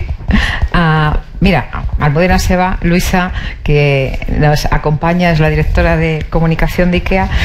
Para preguntarte, Luisa, por tu diálogo con Pilar, que también nos acompaña, sobre el rol de las mujeres en este mundo. Como sabéis, en Welcome siempre hemos tenido un especial cuidado y análisis por saber un poco cuál es el rol de la mujer en una profesión tan feminizada como esta nuestra, pero que desgraciadamente no llegamos a los puestos directivos, ¿no? Venimos debatiendo demasiado tiempo sobre los techos de cristal. Luisa, ¿cuál es un poco tu experiencia, tu opinión? ¿Cómo lo has vivido, o cómo ha evolucionado en estos 10 años? Bueno, muchísimas gracias por contar conmigo para el diálogo con Pilar y para el libro. Y siento el retraso, con lo cual mejor que me preguntes por este tema, porque de los demás no he seguido el hilo.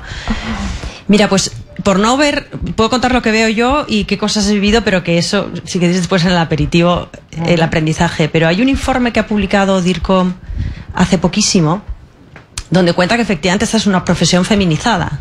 El 56% de los directores somos directoras. Al ser una profesión feminizada, bueno, tiene grandes ventajas, pero tiene un riesgo como profesión, y es que somos carne de cañón de sueldos bajos y de una situación laboral peor que si fuese una profesión masculinizada. Y luego además ahí cuando ves las tablas de sueldos, las tablas de ingresos, bueno, pues salen muchos aprendizajes, y entonces los grandes puestos siguen siendo ocupados más por hombres que por mujeres. Entonces hay muchísimas causas detrás. Hay una que quizá, y yo creo que los hombres no sé si lo han sentido de la misma manera, pero vincula mucho con el rol que tomamos las mujeres en las organizaciones, y que es histórico, y es que el director de comunicación en muchos casos, o directora de comunicación, tenemos un rol secundario. Nosotros en general no somos los protagonistas de nada. Acompañamos a CEOs, acompañamos a presidentes, acompañamos a organizaciones, asesoramos, llegamos a las reuniones y es una cosa muy femenina. En vez de sentarnos en la mesa nos ponemos detrás, en la segunda fila, y pasamos el papel con el mensaje o tomamos las notas. Y entonces yo creo que hay muchas cosas que ha hecho que ese papel secundario en muchos casos se adapta muy bien a digamos, valores intrínsecamente femeninos o siempre atribuidos a la mujer, con lo cual pues ahí hemos un papel en el que hemos estado cómodas y se nos ha dado bien. Y luego hay otras cosas que tienen que ver con esas habilidades más suaves, la empatía, la capacidad de ponerse en el lugar del otro, la intuición, que siempre se han atribuido mucho más a las mujeres. Y todo eso, yo creo que no hay ninguna duda que son factores que ayudan a que tengamos mucha presencia en el mundo de la comunicación. Es verdad que yo, como soy súper optimista, soy optimista con el mundo de la comunicación, soy optimista con lo que estamos viviendo, soy optimista, creo que la complejidad que nos rodea va a hacer que tengamos mucho más trabajo, yo y todos los que estamos aquí. O sea, yo creo que es una profesión de clarísimo futuro. Todo va de reputación y para eso requiere muchas cosas, el corto, medio, largo plazo. Bueno, yo creo que sois muy optimista. También lo soy con las mujeres. Es decir, la foto actual no es la mejor, pero ya en número ya somos muchas, como pasa en los medios de comunicación, como pasa en las redacciones, como pasa en todas las partes. Y entonces yo creo que aquí hay dos cosas. Una es, ¿qué tenemos que hacer nosotras? Cada una en su reflexión interna para dar esos pasos, porque hay una parte que es nuestra. Dos, ¿y qué pedimos a ellos, a las organizaciones y a todos que tengan que hacer para darnos ayuda en esa parte? Y entonces, bueno, a mí, por ejemplo, creo que el informe en el que hemos presentado ahora es un punto, en el caso de la profesión, es un punto de inflexión interesante para empezar a trabajar otras cosas. Yo creo que los cambios en los modelos de liderazgo de las organizaciones modernas también apuntan a un entorno donde las mujeres vamos a brillar más y mejor, para ser más fácil. Los entornos colaborativos se nos dan bien, hay cosas que nos van a ayudar mucho. Y bueno, yo creo que nos queda mucho trabajo por delante, pero también si miramos hace 15 años, la conversación con Pilar, pues cuando Pilar empezó a trabajar fue la primera directora de comunicación en un ministerio en los años, yo creo que eran los años, Pilar lo dice mejor, bueno, pues es que casi no había directores de comunicación y menos directoras. Hablando con ella te das cuenta que desde su realidad hasta lo que tenemos ahora, bueno, hemos mejorado muchísimo y yo creo que solo va por el buen camino. Entonces, habrá que hacer cosas para acelerar el ritmo, porque es un tema de paciencia, pero yo creo que la experiencia nos dice que vamos muy bien. Vamos, y que lo mejor está por venir. Estupendo, gracias, muchísimas gracias. Si os parece, si no hay ninguna otra aportación, reflexión, pregunta, me gustaría cerrar este debate, si os parece bien, un poco mirando al futuro, ¿no? Mirando también a los nuevos, a los jóvenes profesionales que emprenden su camino, porque en Welcome también hemos sido docentes y damos clases en algunas facultades, algunos de esos alumnos están por aquí y me gustaría trasladarles un mensaje nuevo, un mensaje, quizá la palabra esperanza no es la adecuada, ¿no? Pero sí de futuro, sí de responsabilidad. Y no sé si alguno de vosotros, que me consta también habéis impartido formación en las distintas universidades, facultades o escuelas de negocio, hicierais un poco esa última reflexión de cara al futuro de la profesión y de la comunicación. Sí. Ay, perdón. Bueno, el futuro empieza esta tarde. Entonces, estoy pensando en 3 cosas que podemos hacer todos a partir de esta tarde en la línea optimista en la que hemos estado conversando durante la mañana, ¿no? La primera es aportar valor, ¿no? Es decir, es muy fácil quejarse de la calidad de lo que circula, de la conversación que circula en las redes, pero no estás presente, no estás generando valor, no estás participando positivamente en el debate público, no tienes un blog, no tienes un perfil en una red social en la que puedas aportar algo, ¿no? Entonces, plantéate, según tu estilo, ¿dónde puedes aportar valor a partir de esta tarde? Empiezo un blog, empiezo una cuenta de Instagram con portadas de libros que estoy leyendo, empiezo a colaborar en uno de estos medios nativos digitales, etc. Segundo, mejora tus filtros, ¿no? Hemos hablado bastante del ruido hoy. Un profesor americano, Clay Shirky, decía que el problema no es el ruido, porque cada vez va a haber más ruido. El problema son tus filtros deficientes, ¿no? Entonces, mejora la calidad de tus filtros.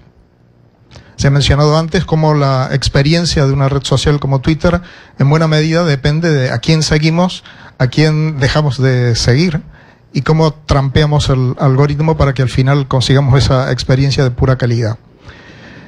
Tercero, ayuda o entrena a la gente que tienes alrededor, ¿no? Esto que podríamos llamar genéricamente alfabetización digital. Ayuda en tu círculo de amigos, compañeros de trabajo, a tus jefes, a tus empleados, a tus familiares. Ayúdales a ser más eficaces en la forma en que generan conversación y en la forma en que filtran contenido. 3 cosas para empezar esta tarde. Genial, me parece que es una magnífica conclusión para este rato de conversación. Espero sinceramente que os hayáis entretenido, que entre todos hayamos dado un paso más en la conversación sobre lo relevante, y os invito a que nos acompañéis en un pequeño vino español que tenemos preparado en la tercera planta. De modo que muchísimas gracias a todos por estar hoy aquí. Gracias.